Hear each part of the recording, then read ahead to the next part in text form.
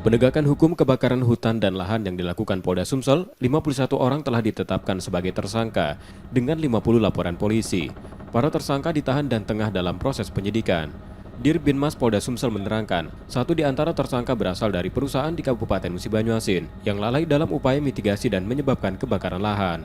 Sementara puluhan orang merupakan warga yang sengaja membuka lahan mereka dengan cara dibakar karena mudah dan rendah biaya.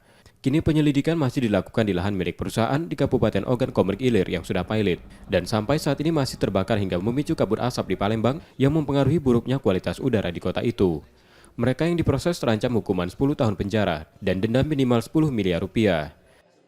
51 tersangka yang telah dilakukan proses penyelidikan dan juga kami juga telah melakukan preventif dan penegakan hukum. Kalau kami apa sih?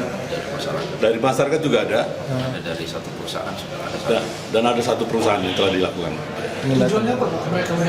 Ya mereka pembakaran itu membuka lahan dengan cara yang singkat dan mudah. Upaya preventif sudah dilakukan Satgas Karhutla sebelum musim kemarau pada masyarakat dan perusahaan. Namun sayangnya kebakaran masih saja terjadi karena unsur kesengajaan. Reski Oktora, Muklas Diferensial, Kompas TV, Palembang, Sumatera Selatan.